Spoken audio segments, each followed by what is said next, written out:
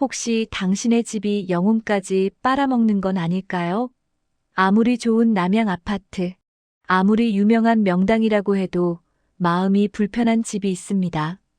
들어서는 순간 뭔가 무거운 기운이 느껴지는 곳, 시간이 지날수록 피로해지는 공간. 당신도 경험해 본 적 있지 않나요? 저는 30년간 수천 명의 가정을 상담하면서 깨달았습니다. 그 불편함의 정체가 무엇인지, 그리고 놀랍게도 그것을 바꾸는 방법이 생각보다 간단하다는 것을 말입니다. 오늘 제가 말씀드릴 이야기는 당신이 모르고 있던 풍수의 진짜 비밀입니다. 우리가 흔히 생각하는 풍수는 완전히 틀렸습니다. 당신은 지금까지 어떤 풍수를 배웠나요? 침대는 동쪽을 향해야 한다든지, 현관에 거울을 달면 안 된다든지, 화장실 문을 항상 닫아야 한다는 이런 것들 말입니다. 맞나요?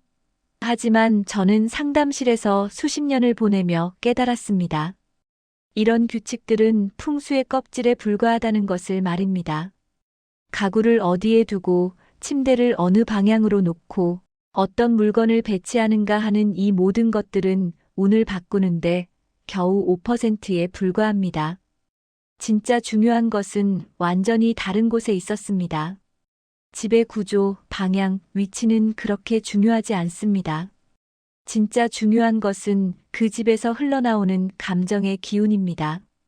그 공간 안에 담긴 마음들의 진동입니다. 집은 단순한 건물이 아닙니다. 집은 감정의 저장 창고입니다. 생각해 보세요. 당신이 어린 시절 살던 집의 모습이 떠오르나요?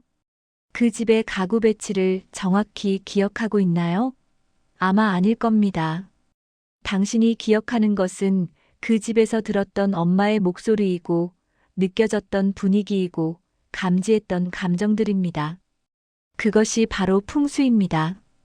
그것이 당신의 삶을 형성한 진짜 에너지입니다. 그것이 당신이 오늘날의 모습으로 만들어진 원인입니다. 기쁨과 감사가 쌓인 집을 상상해 보세요. 시간이 갈수록 그 집은 눈에 띄게 변합니다. 햇빛이 더 밝게 들어오는 것처럼 보이고 공기가 더 상큼하게 느껴집니다. 실제로 그곳에 사는 사람들의 얼굴이 밝아집니다. 그들의 목소리도 맑아집니다. 이것은 착각이 아닙니다. 이것은 과학입니다. 반대로 불평과 걱정, 갈등이 쌓인 집은 어떨까요? 아무리 남양이고, 아무리 유명한 명당이어도 기운이 탁해집니다. 들어서자마다 뭔가 무거운 느낌이 감싸옵니다. 당신의 신경계가 즉시 반응합니다. 저는 이제 상담실에서 집의 구조를 보기 전에 먼저 묻습니다. 이 집에서 어떤 감정들이 흐르고 있나요? 그 대답이 모든 것을 알려줍니다. 가구 배치는 그 다음의 문제입니다. 집은 당신의 감정 상태를 가장 솔직하게 반영하는 거울입니다. 당신이 감사할 때 당신의 집도 감사함으로 채워집니다.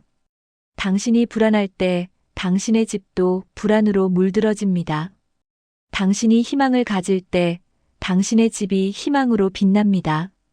당신이 절망할 때 당신의 집도 절망으로 무너집니다. 이것이 감정의 배치가 공간을 지배한다는 의미입니다.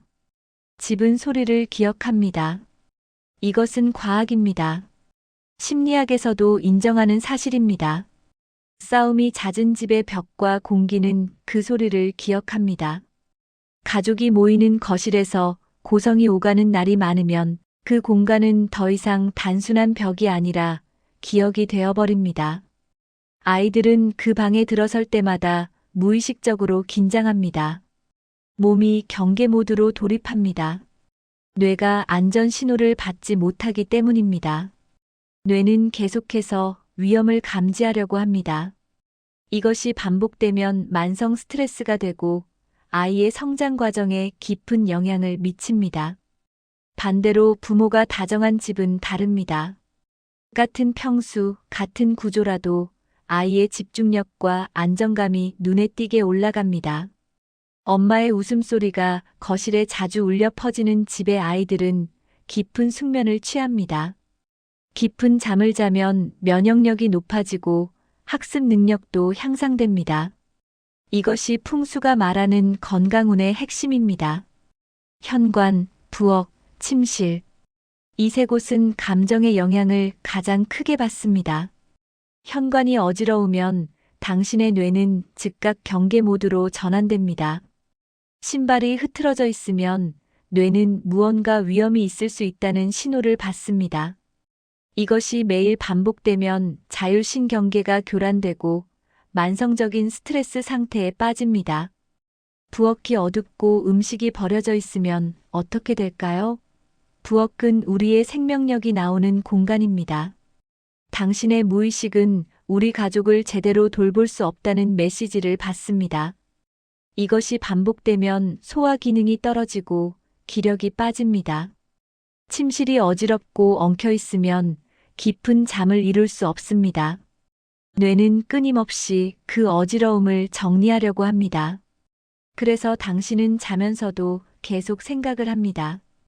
꿈도 많고 자주 깹니다. 깊은 잠 없이 면역력이 떨어지고 몸이 자꾸 아프게 됩니다. 풍수는 이렇게 말합니다. 환경 자체가 문제가 아니라 그 환경을 대하는 우리의 감정이 문제라고 말입니다. 집의 어지러움 자체가 병을 만드는 게 아니라 그 어지러움을 무시하려는 마음, 정리할 여유가 없다는 불안감, 앞으로도 나아질 것 같지 않다는 좌절감이 병을 만든다는 것입니다. 마음이 바뀌면 풍수도 바뀝니다. 그렇다면 현실에서 어떻게 해야 할까요? 첫 번째는 감정을 인정하는 것입니다. 당신의 집이 불편한 것은 물리적 배치 때문이 아닙니다. 그것은 당신의 마음 상태입니다. 지금 당신의 마음 속에 무엇이 있나요? 불안감일까요? 절망감일까요? 미안함일까요? 그 감정을 먼저 인정하는 것이 시작입니다. 두 번째는 현관부터 시작하는 것입니다.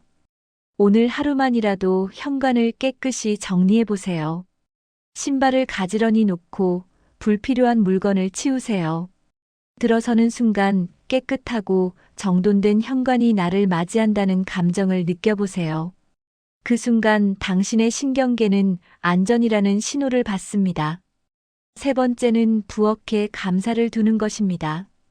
부엌에 들어설 때 오늘도 우리 가족을 위해 밥을 지을 수 있어서 감사하다는 마음으로 들어가세요. 냉장고에 들어있는 재료들을 바라보며 이것들이 우리 가족의 건강을 지킬 것이라고 생각하세요. 작은 식물 하나를 두거나 밝은 조명을 켜세요. 부엌의 기운을 살려내세요. 네 번째는 침실을 신성한 공간으로 만드는 것입니다. 잠자리에 들기 전에 침실을 정리하세요.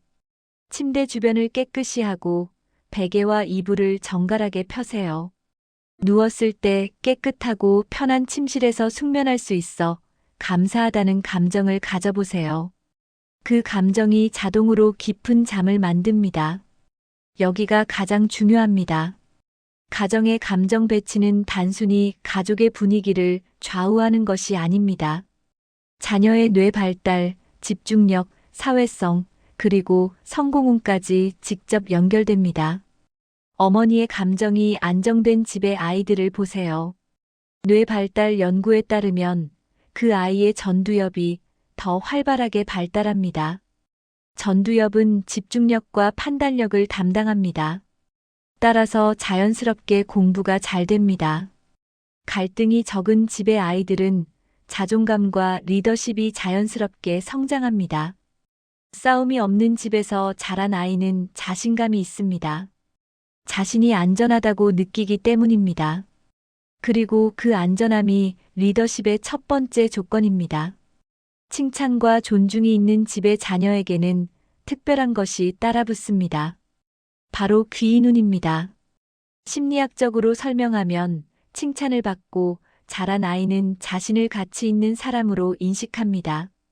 그리고 그런 에너지는 주변 사람들도 느낍니다. 자연스럽게 사람들이 그 아이를 돕고 싶어 합니다. 그것이 귀인운입니다. 감정은 운의 씨앗입니다. 당신의 집에 어떤 씨앗을 심느냐에 따라 자녀의 길도 완전히 달라집니다. 재물운도 정확히 같은 원리입니다. 마음의 방향이 돈의 방향을 바꿉니다. 재물운은 동전을 어디에 두고 물건을 어느 위치에 놓는다고 열리는 것이 아닙니다. 가장 강력한 재물 자석은 감정의 질입니다. 감사하는 마음이 있으면 기운이 올라가고 기회가 붙습니다. 불평하는 마음이 있으면 기운이 꺼지고 돈이 빠져나갑니다. 기쁨이 있으면 기운이 넓어지고 귀인이 들어옵니다. 의심이 있으면 기운이 막히고 재물 흐름도 막힙니다. 당신의 주변을 관찰해 보세요. 항상 감사를 말하는 사람이 있나요? 그 사람 주변에는 자연스럽게 좋은 기회들이 모입니다. 누군가 그 사람을 도와주고 싶어 합니다. 반대로 항상 불평만 하는 사람은 어떨까요? 주변 사람들이 자연스럽게 멀어집니다. 좋은 기회가 와도 놓치게 됩니다. 이것은 단순한 성격의 문제가 아닙니다.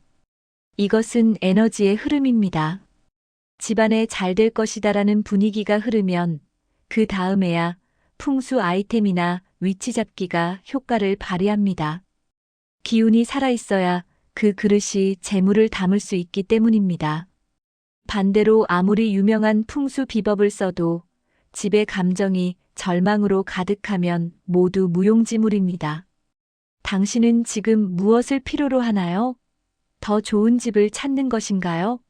아니면 지금 있는 집을 다시 보는 눈을 바꾸는 것인가요? 만약 당신이 지금 살고 있는 집에서 감사함을 찾을 수 있다면 그것만으로도 충분합니다. 왜냐하면 그것이 진정한 명당의 조건이기 때문입니다. 당신의 마음이 감사로 채워지는 공간, 그것이 가장 좋은 풍수입니다. 당신의 집에 칭찬과 웃음이 넘친다면 그곳이 가장 귀한 장소입니다. 이제부터 매일 아침 당신은 이렇게 말해보세요. 이 집이 우리 가족을 품어주고 있다. 이 공간이 우리의 건강을 지키고 있다. 이 집에서 자라는 우리 아이들이 행복하다. 그 말 한마디가 집의 기운을 바꿉니다. 그것이 감정의 배치를 바꿉니다. 그리고 그것이 당신과 당신의 가족의 운을 바꿉니다. 풍수는 집을 보는 것이 아닙니다. 풍수는 마음을 보는 것입니다. 당신의 마음이 어디를 향하고 있는지, 당신의 감정이 어떻게 흐르고 있는지, 그것을 읽고 그것을 바꾸는 것입니다. 당신의 마음의 방향이 바뀌면 당신의 운의 방향도 바뀝니다. 당신의 집의 기운도 바뀝니다. 당신과 당신의 가족의 미래도 바뀝니다. 그것이 진정한 풍수입니다. 이 말씀을 명심해 주세요. 당신의 집은 당신의 마음을 반영합니다. 당신의 마음이 바뀌면 모든 것이 바뀝니다. 감사합니다.